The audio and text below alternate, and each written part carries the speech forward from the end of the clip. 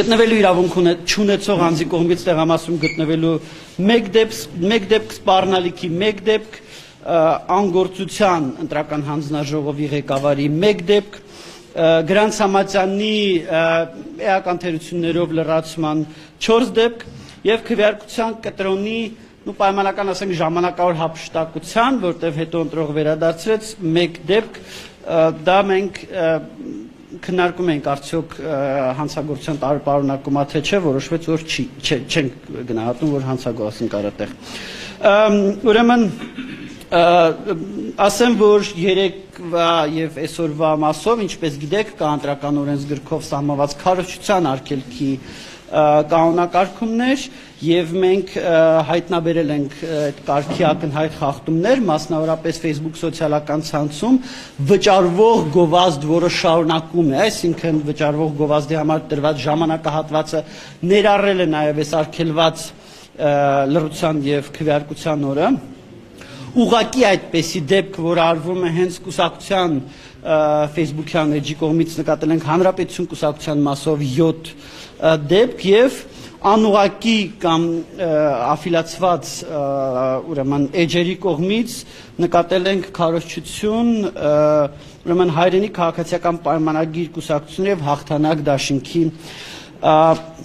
մասով ասեմ, որ մասնակցության մասով, ինչպես երևի բոլորը նկատել եք, մասնակցությունը առավոտվա ժամերին եղել է ուղի 2 անգամ ավելի բարձր, քան 2021 թվականի համանման ընտրություններում, բայց մեզ առավել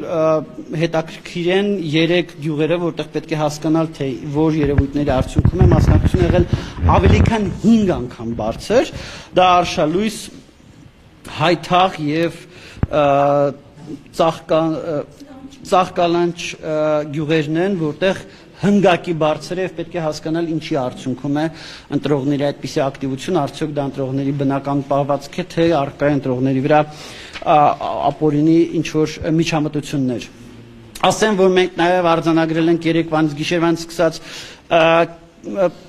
խախտումների կեղծ ահազանգեր, այսինքն ահազանգեր երևույթների մասին, որոնք ներկայացում են որպես խախտում, բայց այդպիսիք չեն հանդիսանում գործող օրենսդրության մասով։ Առաջինը դա քվեաթերթիկների այսպես կոչված տրցակները սեղաններին շարած լինելը կամ քվեաթերթիկները ուրեմն ոչ չհրկիզվող պարանից դուրս պահելը, ասեմ, որ այս կարգավորումը վաղուց փոխվել է, քանի որ 17 թվականից արդեն 16 թվականից քվեաթերթիկները արդեն հատուկ հաշվառման փաստաթուղթ չեն, այն ժամանակ դա կենտրոնական ընտրական հանձնաժողովի պարզաբանմամբ, իսկ 22 թվականից արդեն օրենքի մակարդակով ամրագրված է, որ քվեաթերթիկները չհրկիզվող պարանից դուրս են պահում եւ սա խախտում չի։ Մյուսը դա պաստառները ընտրական տեղամասի մոտակայքում, սա եւս խախտում չի, պաստառների համար կան սահմանված վայրեր, իհարկե չի կարող պաստառ լինել ամեն, չգիտեմ, սյան ամեն պատի վրա, բայց եթե դա սահմանված վայր է պաստառի համար, էական չի, թե այդ սահմանված վայրը ընտրական տեղամասից ինչ հեռավորության վրա է։ Հաջորդը դա ընտրական շտաբ տեղամասի մոտակայքում, սա եւս խախտում չի, քանի դեռ շտաբը, իսկ կոնկրետ ահազանգով դեպքով մենք նայեցինք, քանի դեռ շտաբը եւ ընտրական տեղամասը նույն շինության մեջ չեն։ Այսինքն օրենսդիրը չի սահմանում, որ դրանք պետք է լինեն X հեռավորության վրա, սահմանում որ նույն շինության մեջ չպետք է լինեն։ Եվ նաեւ եղել է ինչ որ ահազանգ մի քիչ տարօրինակ շրջիկ քվեարկության բացակայության հետ կապված, մի քիչ տարօրինակ, որտեվ շրջիկ քվեարկության ինստիտուտ Հայաստանում չկա եւ ճիշտն ասած ես կարծում եմ, որ լավ է, որ չկա։ Ես ասեմ, որ նախընտրական քարոզչության ընթացքում մենք իրականացրել ենք երկարաժամկետ դիտորդություն 4 դիտորդների կազմով, որոնք որ զրուցել են մասնակից 7 ուժերի հետ, 8-ից 7 ուժերի, այսինքն մասնակից 8 ուժերից 7-ի հետ զրուցել են,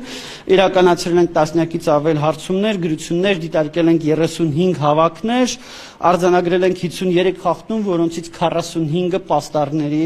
հետ կապված։ Նախընտրական քարոզչության ժամանակահատվածում հանցագործության մասին հաղորդումներ են ներկայացվել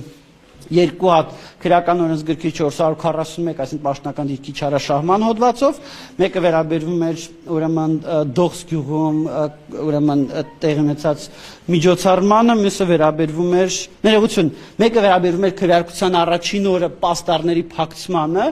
երբ որ առերևույթ տեսնում ենք, որ համայնքապետարանի ուժերով են փակցվում քաղաքացիական պայմանագրի պաստառները, եւ երկրորդը դա Խոյ համայնքում գովազդների բաշխման հետ կապված խնդիր էր եւ գովազդների տրամադրման որոշման հետ կապված։ Եվ երեք հաղորդում ներկայացրել են քրեական օրենսգրքի 221-րդ հոդվածով, դա ստեյցիան բարեգործության եւ քարոզչության մեկտեղման արգելող հոդվածն է։ Մեկը ուրեմն այդ Դողս գյուղի հետ կապված, մյուսը դա ուրեմն դպրոցի տնօրենի կողմից բարեգործություն իրականացնելու մասով ըստ էության երեքն էլ այս կամ այն կերպ այս 221 հոդվածով այսինքն ներողություն բոլոր 5 հաղորդումներն էլ ըստ էության ԿՊ-ին են վերաբերվում բոլոր 5 հաղորդումներն էլ եւ վերջինը բարեգործության մասով դա ինչ որ տեղեր տանիքների վերանորոգման ահազանգեր են եղել եւ դրա հետ կապված ենք ներկայացրել ցավոք պետք է ասեմ որ ոչ բոլոր հաղորդումներով այս պահին կան հարուցված քրեական վարույթներ կա հաղորդում, որը արդեն ստեյցիան 3 շաբաթ է, ինչ սպասում ենք վարույթի քրեական վարույթին։ Ասեմ, որ նաև խնդրահարույց քվեարկության օրվա ընթացքում խնդրահարույց որպես երևույթ նկատել ենք դիտորդական առաքելություններից մեկի կողմից բաց քվեարկությունների դեպքերի այնպիսի նկարահանում, որը բացահայտում է ընտրողի կամ արտահայտությունը։ Ինչի մասին է խոսքը։ Այո, ինչի մասին է խոսքը, ընտրողը քվեախցիկում չի քվեարկում, ինչը իհարկե խախտում է եւ իհարկե վատ է, բայց դիտորդը դա ոչ թե այնպես է նկարում, որ զուտ փաստ է երևա, այլ դիտորդին նկարածի մեջ երևում է թե ընտրողը ում է քվեարկում։ Եվ դա խնդրահարույցա մեր համոզմունքն այն է, որ դիտորդը իհարկե պետք է նկարի եւ արձանագրի խախտման փաստը, բայց ոչ այնպես, որ երևա թե այդ ընտրողը կադրում երևա թե այդ ընտրողը ում է քվեարկում։ Ինչպես այդ դեպքի հետ կապված քանակական տվյալ չունեմ, բայց մի քանի հատ կան, որում այդպիսիք նաեւ հրապարակված դեպքեր կան, հայաքվե առաքելության էջում, որ նայեք, այնտեղ հրապարակված դեպքեր կան։ Ասեմ, որ քան դեռ խոսքը գնաց դիտորդական առաքելությունից մենք ինչպես նաև մեր գործընկեր ականատես առաքելությունը նկատել էինք որոշ դիտորդական առաքելությունների կողմից ընտրական օրենսգրքով սահմանված անաչառության եւ անկողմնակալության ճիշտ խախտման դեպքեր եւ ներկայացրել էինք դիմումներ կենտրոնական ընտրական հանձնաժողով ականատեսը ներկայացրել էր հայաքվեի հետ կապված մենք ներկայացրել էինք հայաքվեի պարլամենտարիզմի զարգացման միջազգային կենտրոնի եւ իրավունքի զարգացման Թաթոյան հիմնադրամի, եթե անվանումը ճիշտ հիշեցի հիմնադրամի, կարող է հիմա մի քիչ սխալվեմ, այդ Թաթոյան, Արման Թաթոյանի ղեկավարած հիմնադրամի հետ կապված եւ մենք հավատացած ենք, որ հայաքվեի եւ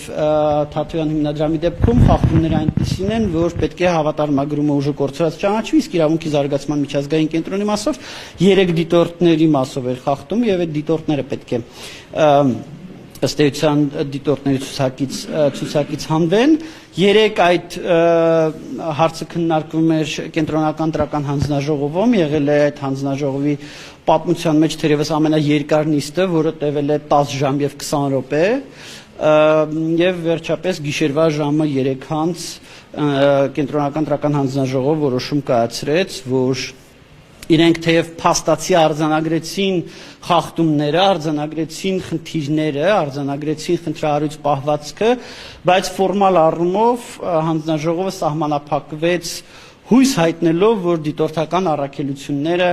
կվերացնեն իրենց իսկ իրականացրած խախտումները, ֆորմալ առումով խախտում չարձանագրեց եւ բնականաբար նաեւ ոչ մեկին դիտորդության իրավունքից չզրկեց, թեև հայաքվե առաքելության ներկայացուցիչները ասացին, որ իրենց այն ներկայացուցիչները, որոնք իրենց այն դիտորդները, որոնք որ արել են վիճակահարույց հայտարարությունները, այսօր ընտրական տեղամասեր չեն գնա։